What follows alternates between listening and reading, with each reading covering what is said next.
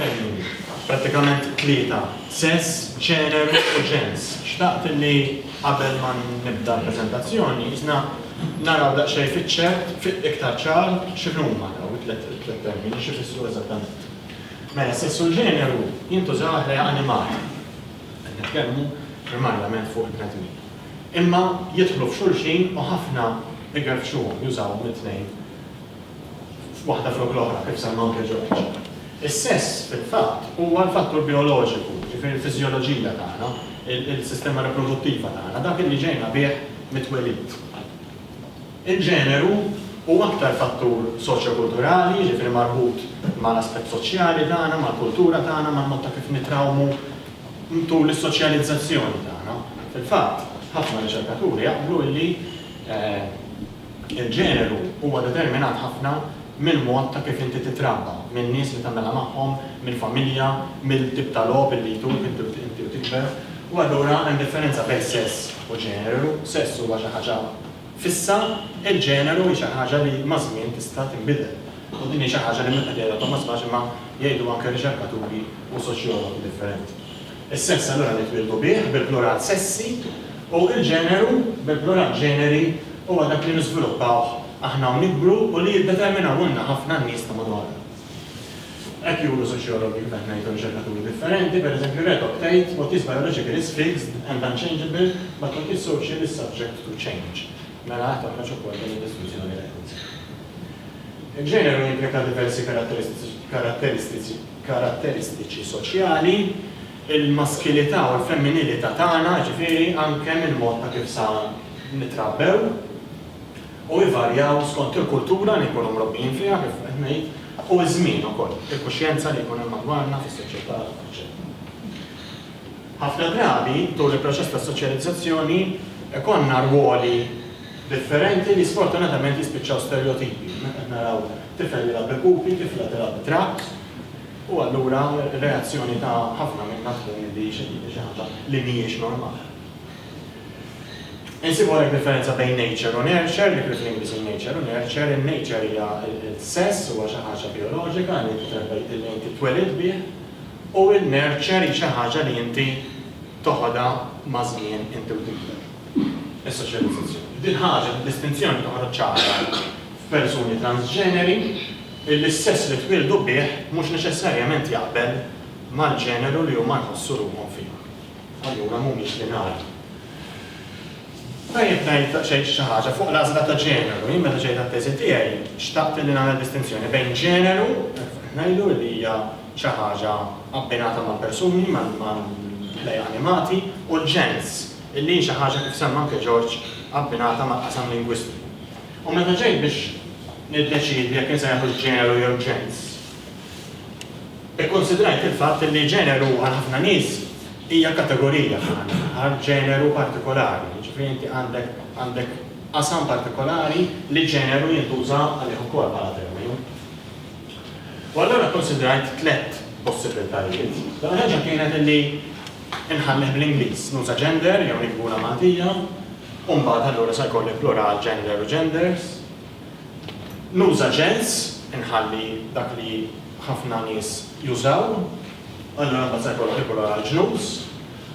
Jew inkella kien hemm ukoll tentattiv minn soċjologi differenti madwar disajnijiet li tal-2000 illi jużaw ġendru bil-plural ġendri. U din ħaġa interessantni l-aktar il għaliex kien inħassib bżonn illi ma jużawx ġens, ma jużawx sess, imma allura ħolqu huma ħolqu ġendru għax riedu li jkun hemm distinzjoni bejn gender u sex. Tajjeb ngħidu wkoll li bl-Ingliż gender tintuża żewġ affarijiet, sewwa. U allura it-teżi tiegħi kont għamilta ma' Professor Manuel Mifsud li dak iż-żmien kien il-kap il-President tal-Konsil tal-Malti u Sina Buġejja li kienet qed tmexxi wkoll l-NCPE, il-Kummissjoni tal-Ugwaljanza. U propju minn dawn it-tnejn xtaqt li anke nieħu reazzjoni tagħhom. U Sina Buġejja dak iż-żmien kienet qalt li huma jippreferu li ma jużawx gender għax taqgħu jmorru lil hinn mill-kelma bl-Ingliż biex meta jkollhom kuntest bil-Malti ikollhom kelma apposta bil-Malti. Allura automatikament l-ewwel għażla telqet le. It-tieni u t-tielet għażla li fadal. It-tielet għażla eliminajnija wkoll mill-ewwel għaliex ma kienx qiegħda tintuża u ma ħassewa xi ħaġa li jema, xi ħaġa li inħoloq terminu imma ma kienux qegħdin jużawha. U fil-fatt, ġens u ġnus, id-diffikultà tiegħu kienet l-aktar il-plural. Biex inti jekk se tgħid l-ugwaljanza bejn il-ġnus, mhux l-ugwaljanza bejn il-ġeneri, se tagħtik impressjoni f'donament ħażina li ħadieħdok l-ugwaljanza bejn nazzjonijiet differenti, bejn popoli differenti. U allura l-għażla kienet waqgħet fuq ġeneru u ġeneri. U allura hemmhekk wessajna ftit il-kelma u minn sempliċement kategorija bdiet tfisser ukoll ġeneru. Fil-fatt tal-aħħar smajna ħafna bl-identità tal-ġeneru u dik kienet ġifieri l-għażla naturali tagħhom ta' min qed jmexxi din il-kawża illi juża ġeneru bil-plural ġeneri. U f'din il-preżentazzjoni se nużhom dak il-mod. Ġens x'inhu allura diġà smajna ħafna minn George, ġens huwa jintuża f'kuntest lingwistiku u interessanti wkoll li jvarja minn persuna l-oħra, pereżempju għawdex naf li għal ġlek hemm min ħafna minnhom jirreferu għalih bħala femmin. Issa l-idea tista' tkun li ġlek jaħduha bħala sut, bħala libsa, allura jgħidlek ġlek tiġini kbira. Fan l-istess ħaġa, għawdex smajt, fan id-dur. L-idea hi forsi hija probabbli li jaħduha bħala magna. Allura jaraw mhux qed jaraw bħala scrum, imma qed jaraw bħala magna. L-istess għawdex ukoll bajro. Jgħidlek ħammur nixtri bajro iswed. Għandek bajro aħdar, allura hemmhekk jidher li forsi nawċi mhux qed jaqbdu dejjem mal-Maltin fil-ġens li qed jagħtu lil dak l-oġġett inanimat. Website u email, din interessanti. Sit elettroniku li kanna nagħmlu bil-Malti, b'ċans kbir ħafna ħanaqlu. Sit ġdid, sit elettroniku aġġornat. Meta ħammorru biex nużaw il-kelma bl-Ingliż website, mhux neċessarjament ħanaqblu, biex hemm min jgħidlek website ġdida, website ġdid, forsi f'moħħu jkollu sit ukoll. U l-istess email, bil-email twila għandi email twil. Smajthom ukoll. Il-ġens grammatikali kif George ukoll stajt lingwa l-oħra, naraw hemmhekk kbir bil-Malti u maskil, bit-Taljan u bil-Franċiż isir femminil, l-istess radju, l-istess eżempju li ta' Ġermaniż huwa neutru. Allura għandna xi ħaġa bħal din. Soċjetà għandek sess animati, għandek sess jew ġeneru li fil-lingwa nirreferu għalih bħala ġens, u l-oġġetti inanimati fis-soċjetà m'għandhomx sess u ġeneru, sewa għandek fan l-għanda sess u laqas ġeneru, imma għandha biss ġens grammatikali li huwa maskil femminil jew neutru f'xi lingwi fil-Malti naturalment m'għandix. U għalhekk għamlu tajjeb allura li ma nħaltux is-sess mal-ġeneru u l-ġens u jekk ikollna terminu bħal gender equality nagħmlu mod naraw illi ma nħaltux sess u ġeneru nużaw fejn għandna gender, nużaw ġeneru fejn għandna seks, nużaw sess.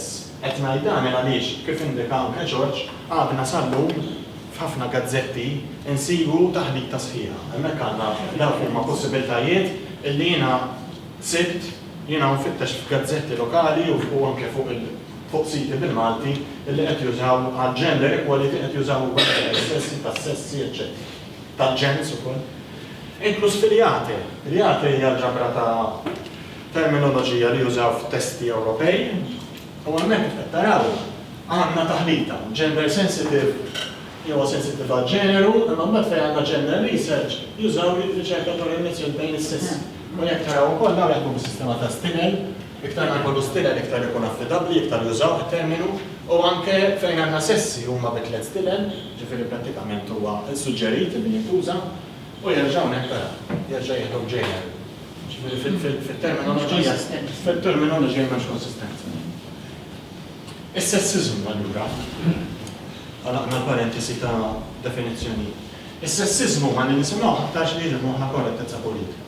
Allura ħafna nies jarawha bħala ġiba kontrollata minn xi entità partikolari minn xi moviment tan-nisa femministi u qarsu wiċċhom. Jaqgħu ħafna kritika, jgħidu li aħna għandna nkunu liberi, nitkellmu kif nixtiequ u m'għandniex ikollna xi ħadd li qiegħed jipprova jiddettalna il-mod ta' kif aħna nitkellmu. U hemm min jara saħansitra l-argument ta' sessizmu bħala xi ħaġa frivola bħala tip ta' eufemizmu. Eufemizmu hemm min ħallatu. U allura nħajjeb li nagħmlu distinzjoni bejn dawn iż-żewġ kelmiet ukoll bejn korrettezza politika u eufemizmu. Fil-eufemizmu kelma ħantaffula l-ħruxija tagħha. Mela jekk għandna miet jew mietet, ħanużaw siefer ma ntalla, ħallina mal-dinja l-oħra, allura qed intaffu kelma illi kulħadd baqa' jifhimha l-istess. Miet m'għadux magħna u allura qed nipprovaw b'xi mod inbiċċerha biex inwassalha b'mod aktar ħelm. Dak huwa l-eufemizmu. Però l-korrettezza politika tirrifletti xi ħaġa differenti, tirrifletti bidla fil-ħsieb. Li inti xi ħaġa li qabel kont ħares lejha mod, matul iż-żmien qed tħares lejha mod ieħor. U allura la darba qed tħares lejha mod ieħor, il-lingwa se tinbidel naturalment, għandek bżonn il-mod ta' kif se sejħilha għandek bżonn tibdlu. U għandek bżonn tibdlu il għaliex waħdu se jinbidel. Importanti li l-lingwa tibqa' mera ta' dak li aħna qegħdin naħsbu u nħossu. Ma jistax il-lingwa qiegħda turi mera tal-passat, qiegħda turi kunċett illi ħafna nies qegħdin jibdlu f'moħħhom għax inkella l-lingwa tiġi inutli, ineffettiva. Pereżempju, każijiet ta' korrettezza politika għax inbidel il-kunċett. Għandna xieħu anzjan, sewa, illum il-ġurnata xieħu anzjan għal ħafna minna ma jfissrux l-istess. Għandek anzjan, mod speċjali għal min daħal fis-60, min daħal għandu 60 sena, ma jqisruhu li huwa xieħ, ħafna minnhom, jgħidu l kien issa anzjan. Anzjan ġifieri xi ħadd illi għad għandu l-opportunità li jaħdem, għandu valur li jaħdem, xieħ huwa xi ħadd li għandu 80-90 sena. Ġifieri kunċett inbidel anke fil-mod ta' ħsieb. Kienx kwestjoni li qed nagħmel eufemizmu, qed nagħtilu biex inġibilu aktar politika, l-kwestjoni li anzjan għandek kategorija ta' nies illi mhumiex xjuħ, ma mhumiex xjuħ. L-istess ħaġa storja sħiħa bil-kelma ta' fejn wasalna l persuni b'diżabilità. Bdejna bl-idea ta' immankat, immankata, il-kultura ta' dak iż-żmien kienet issejħilhom hekk. Imbagħad imxejna handikappat, handikappata, disabled, kien hemm żmien ukoll meta qed insejħulhom bl-Ingliż, disabled, persuni bi bżonnijiet speċjali, mela minn disabled tal persuna bi bżonnijiet speċjali bdejna nifhmu li m'għandniex nattakkaw, m'għandniex niffukaw nimmeraw fuq id-diżabilità imma fuq il-persuna, u allura bdejna ngħidu persuna li teħtieġ bżonnijiet speċjali. Imma biż-żmien ukoll anke din inbidlet, l-idea nbidlet, mhux il-kelma nbidlet l-idea u magħha qed tirrifletti mela ċara l-lingwa. Il-persuna bi bżonnijiet speċjali bdejna nindunaw li l-bżonnijiet li ħanatu lilhom huma fl-aħħar mill-aħħar utli għalina. Jekk jien ħanagħmel rampa biex nitla binja li għandha ħafna taraġġ, fl-aħħar mill-aħħar jien sa nieħu gost li nista' nużaha, mhux ġifieri qed nagħmilha għalihom biss. U allura persuni bi bżonnijiet speċjali inbidlet bidluha huma stess jippreferu li jużaw il-numġan ta' persuni b'diżabilità. Nemmen l-ewwel passi li tkun allura bidla fil-mentalità. M'għandniex nimponu x'tib ta' lingwa nużaw, imma nħallu l-lingwa tiżviluppa b'mod naturali u anke nisimgħu importanti ħafna nisimgħu lin-nies tal-oqsma partikolari. Mela jekk jien għandi ġibtilkom eżempju ta' nies b'diżabilità, tajjeb li nisimgħu lilhom, naraw kif jippreferu jissejħu, nifhmu il-kunċett li qed jinbidel matul iż-żmien u allura mbagħad nadattaw il-lingwa biex il-lingwa tibqa' effettiva. Dejjem nżommu f'moħħna illi jekk se nibdlu l-mentalità ħadd inbidel l-attitudni naturalment u allura kliemna mbagħad se jinbidel b'mod naturali. U din hija differenza allura ġenerali bejn korrettezza politika u eufemizmu. Ivy u Beckland jagħtu 7 raġunijiet għaliex għandna nużaw lingwa mhux sessista. Ħa nagħlaq issa biex niġi għall-qasam tal-irġiel u n-nisa. Fil-klip tagħhom gender speak. Persuna li tuża lingwa sessista jgħidulna jistgħu waslu messaġġ li huwa b'attitudni sessista. Għax hemm twemmin qawwi bejn fost ħafna riċerkaturi li l-mod ta' kif nitkellmu jiddependi mill-mod ta' kif aħna naħsbu. Għalhekk il-korrettezza politika tiġi waħedha. Dawk li jaslhom il-messaġġ jekk ikun sessist jista' jaslilhom ħażin, anke jekk min qed jikteb jew jitkellem mhux neċessarjament ikollu taf moħħ. Raġuni oħra li jagħtu hija b'lingwa mhux sessista nqulu li aħna aġġornati u sensittivi għal soġġetti soċjali kif qed ngħid qed nirriflettu qed ikunu mera ta' dak li huwa żviluppat matul iż-żmien. Meta nevitaw termini sessisti, innaqsu l-ambigwità fil-komunikazzjoni tagħna, mela jekk se nagħmlu reklam għall-impjiegi u ħanejdu meħtieġa segretarja jew meħtieġ segretarju, sa ċertu punt qed inkun ambigwu għax qed nispeċifika ġeneru partikolari. Meħtieġ xufier. U jiena mhux neċessarjament ikun nixtieq raġel, nista' nkun nixtieq mara. Allura titgħamel meħtieġ xufier. Jew meħtieġa xufieri, issa nitkellmu fuq. Il-lingwa mhux sessista aktar ċara, moderna, diretta u inklużiva, kif toħroġ minn raba' raġuni li qed isemmu. Il-komunikazzjoni sessista tillimita u tnaqqas il-valur tan-nies. B'lingwa mhux sessista kulħadd tieħu stmat u nwasslu messaġġ ta' ugwaljanza. Dawk huma seba' raġunijiet li għadu. Ħabsa storika ħafna nipprova naġġilha mad-dinja x'kien qed jiġri soċjalment qed nitkellmu fuq il-grupp l-era femminista msejħa second wave.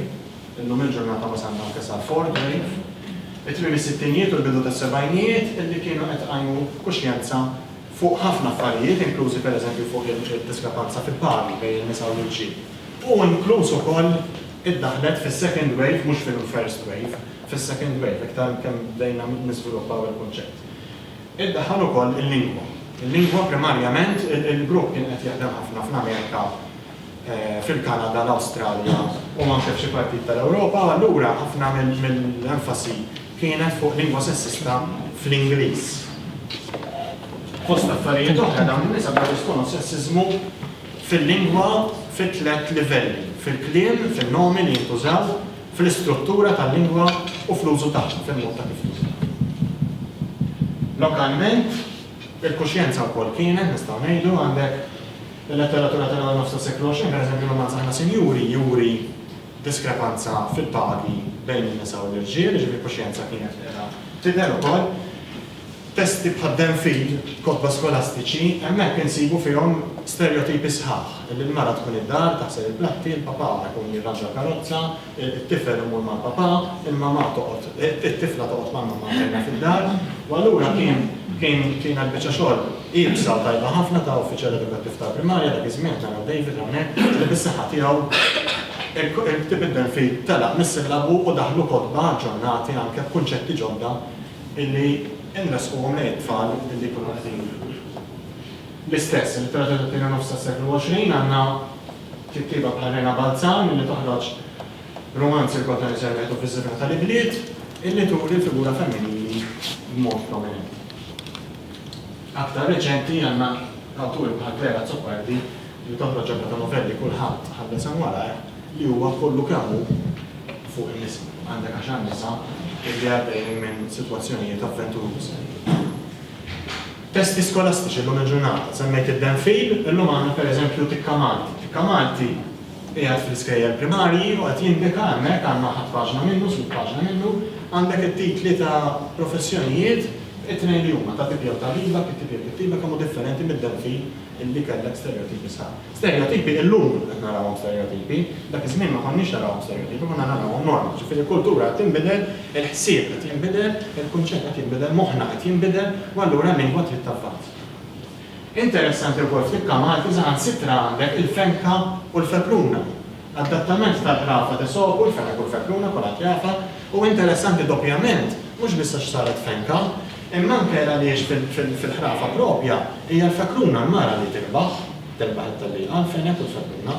Minkejja da xorta waħda l-pubblikatur l-awtur ħassib bżonn li jagħmilhom tellieqa bejn żewġ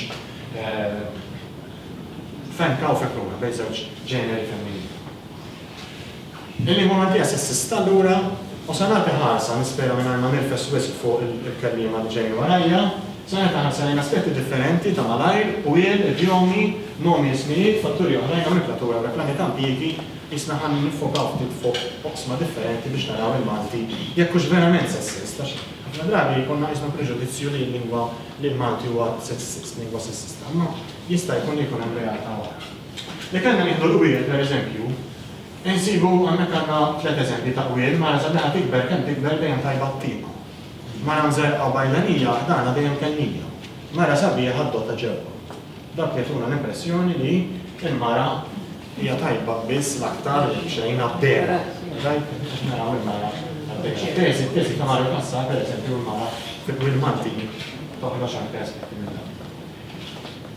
Imma minkejja dan fil-Malti għandna wkoll qiegħed oħrajn fuq l-irġiel, raġel qatta tibben tnejn. Ma tantx pożittiva fuq il-raġel. Raġel siddu bis-suq fuq il-mara bit-ħalib. Ġifieri raġel ma jiswa xejn, hija l-mara li qed tkabbar tmantieni tarbija. Ir-raġel dejjem bandiera bajda raġel id-dar ħadba fin-nar.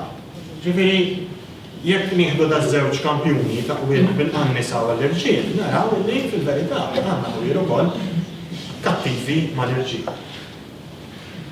Tantu hekk ukoll l-idea tal-Malti kemm sessist, José Aquilina fil-Comparative Dictionary of Maltese Proverbs joħroġ diversi qwiel, hemmhekk għandna eżempji ta' ħamsa minnhom, illi nsibuhom f'lingwi oħra.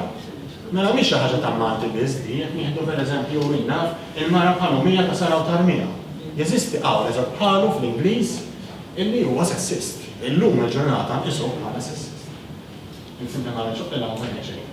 Mela hawnhekk għandna stampa li l-qwiel Maltin b'xi mod jixbħu ħafna qwiel oħrajn, inkluż qwiel Spanjoli l-aħħar wieħed, u wkoll li mhumiex sessisti biss kontra n-nisa. Jekk nieħdu l-idjomi qed nikkonċentraw issa fuq il-mara u t-tifla jew ix-xebba. Għandek l-idea tal-mara affidabbli. Ifsemmaw kell-ewwel George Marajnt, kelma ta' mara, anzi Mari ġemmija, kelma ta' mara. Sewa ġifieri din għalina hija pożittiva. Tista' wkoll trendi ruħha negattiva għax dak li jkun bejn irġiel jgħidu kelma ta' mara wkoll. Il-mara soda mibnija fiha mara għandek ġifieri idjomi kemm pożittivi u kemm negattivi. Fil-każ tar-raġel għandek ukoll xi idjomi li huma pożittivi u negattivi, taraw hemmhekk. U għandna wkoll il-ġurija li fil-każ tal-mara tan-nisa m'għandniex. Interessanti wkoll użu ta' nomi f'pari. Għandna xi pari illi aħna dejjem inqisuhom jew ir-raġel l-ewwel jew il-mara l-ewwel, il-femminil l-ewwel jew il-maskil l-ewwel. Tifel u tifla. Għandna nisimgħu tifla u tifel. It-tziju u tzija, sur is-sinjura, fejn kull frakruna. Bieb u tieqa mhux tieqa u bieb. Ġifieri hemm ċerti pari illi aħna nisna monitor u keyboard u monitor, narawhom strani. Imma meta hemm oħrajn, ix-xemx u r-riħ, ir-riħ u x-xemx, ix-xemx u l-baħar. Ġifieri tajjeb li naraw ftit ukoll, anke f'lingwi oħrajn, boys and girls, mhux girls and boys, ladies and gentlemen, mesdames et messieurs, fil-Franċiż. Jekk inħarsu lejn ħlej animati oħrajn, l-annimali pereżempju, għandna ismijiet li huma forom għal maskil u forom għal femminil, muntun naġa, bħalma għandna raġel u mara. Għandna ismijiet li huma derivati kelma bħal tabiba. Mbagħad għandna oħrajn ukoll saħansitra li huma maskili biss bħal kukudrill, qatt ma smaj kukudrill lajn jew serpa, kukudrill serb, bħal fotografu, fotografa narawha iż-żarżar, u l-istess għandna wkoll minnhom femminili biss, żebra, gremxula u biżgħat. Bħal ħassiela majjistra, qatt ma smajt ħassiel jien jew majjistra fis-sens ta' qawwa, selatament. L-insetti, l-istess ħaġa, għandna insetti li huma derivati, dejjem il-femminil, derivat, nemlu nemla, għandna oħrajn li huma femminili biss, b'ċans kbir minħabba tmiem tagħhom illi jaqa', wirdina, nanna kola, naqla, u għandna oħrajn li huma maskili biss, farfetta ma teżistix, werżieqa, grilla m'għandniex. L-istess fil-ħut, għandna kwantità minnhom ħuta b'ċans kbir qed teffett influenzana, illi huma femminili, annita, foqa, ċirkollazza, imma anke li jispiċċaw bil-i, denċi kbira, denċi sabiħa, denċi tajba. Oħrajn huma maskili biss, burqax, gamblu, m'għandniex gambla.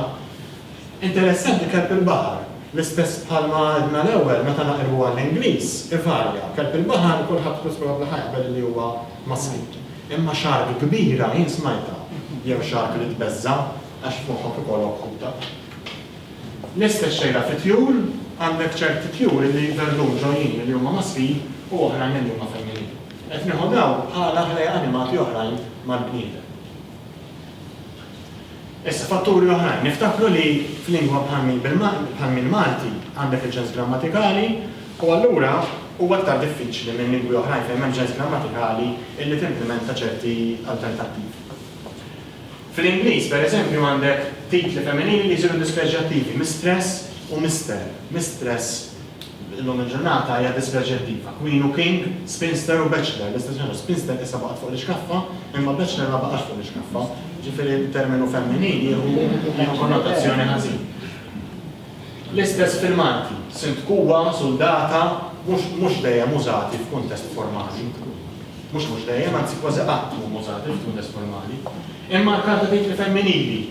Lady Doctor u Doctor fl-Ingliż filmanti, inġinier mara, minn kien nista' nagħmel inġiniera, xorta waħda nħoss il-bżonn, nuża inġinier il-maskil, u nitfalu mara biex nimmarkaw. L-użu tal-maskil ġeneriku, if the writer plans ahead, he will save a lot of effort, l-Ingliż insibu ħafna linji gwida u manwali minn dawn. U jgħidlek jissuġġerilek li tuża the writer plans ahead, will save a lot of effort, u fil-mant x'ħejġi. Jekk ħana mela l-kittib sa jibqa' xorta waħda qed tispeċifika ġeneru, allura tista' taqlbu tuża l-plural. Għandna xi eżempji oħrajn hemm min wieħed fil-Malti se jaqlbulek il-ġeneru fil-maskil, u allura alternattivi jistgħu jkunu li tuża il-plural li allura ma jispeċifikax. Sewa wieħed għandu jara li ma jħallix dawlu ilma, tajjeb naraw tuża aħna li ma naħlux dawlu ilma.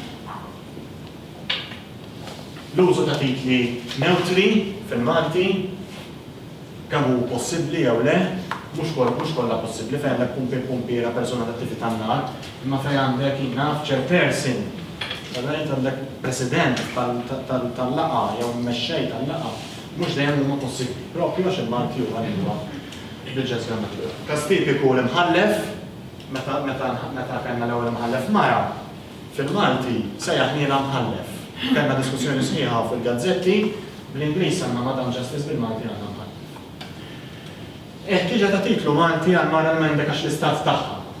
It-Taljan, il-Franċiż, il-Ġermaniż u l-Ingliż, jekk naqduhom jieħdu daqsxejn stampa ta' malajr, għandna sinjore, monsieur, her u mister għal raġel, imbagħad għandna missis għal mara, miss għal xi ħadd li mhuwiex miżewweġ xabba u miss qiegħda tiġbor il daw it-tnejn flimkien. Allura provajt nagħmel tentattiv u nara il-Malti jekk jistax ikollu titlu simili. U jekk nieħdu l-idea ta' Mister Ammar, okej, qassarlek Mister Senjur, qed qassar sur, da mhux inventajthom biex ħaġa li teżisti diġà. Ammar qed qassar Mrs. u s-sera qed qassar Senjura, Sinjorina nistgħu naħduha bl-istess mudell, u l-għarna għandna MS qed tiġbor it-tnejn huma bħala Miss. Fil-Malti nistgħu nieħdu SRA ta' tnejn li huma li tiġi bħala sa. U tajjeb ngħidilkom illi sa tintuża wkoll anke f'affarijiet formali bħal huma inviti mill-President ta' Malta illi ninnotaw li tuża sa. Attwali ħafna bħalissa titlu illi ma jispeċifikax il-ġeneru. Fl-Ingliż għandhom titlu llum il-ġurnata daħal fil-Oxford English Dictionary fil-2015. Illi jeżisti l-Max, li qed jiġbor fih issa mhux biss in-nisa, imma qed jiġbor fih anke l-irġiel, la minflok tuża Mister, Mrs, Miss, Ms, tuża mix tinqara bħala mix. Mhux kulħadd jaqbel tinqara bħala mix, għandha pronunzi differenti, min juża mix, min juża max, anke teżisti wkoll max. Jiġifieri fil-pronunzja għadha mhijiex standardizzata fl-Ingliż. Imma qed tintuża fl-Ingliż anke mill-Gvern Ingliż u dipartimenti tal-Gvern Ingliż. Malta teżisti wkoll fl-Oxford English Dictionary kif qed dak fil-2015 bit-tifsira li ma tispeċifikax il-ġeneru. F'Malta intużat diġà mill-President ta' Malta bagħtet inviti fi frar li għadda 2017 ħatta mit-Times qed tuża MX Rep Xberra sa' guest. L-inviti tsettaw bl-Ingliż. U allura mix daħlet ħelu f'test bl-Ingliż, fil-Malti x'sa nagħmlu. U xi idea ta' diskussjoni allura qed nikkonsidra SX illi qed taqbadlek inti għandek bl-Ingliż tagħhom kollha. U qed iżidlek l-X li hija di unknown, sewa xi ħaġa li hija faħu. Fil-Malti l-X hija X m'għandix itra oħra liha. Allura tiġi waħda li tuża S u X tista' tqassara sempliċement S li hija l-bidu tagħhom kollha, jew inkella sin qed ninkludi din illi nix f'xi inviti rajta wkoll sin diġà użata. Allura qed nikkunsidra. Affarijiet pożittivi u negattivi tibgħu waħda però. SX aktar x'ta tista' għax tajjeb għax tfakret fis-sex. S full stop it-taqsija ta' diffiċli biex naqra, jekk inżanajt l-isborġ. Ħadkun hekk diffiċli. Jista' jkollok ukoll jekk jismu Steve, jew jisimha Stefania. L-isborġ, allura ta' jkollok ukoll hemmhekk ambigwità jew diffikultà. Sin forsi l-aħjar waħda minnu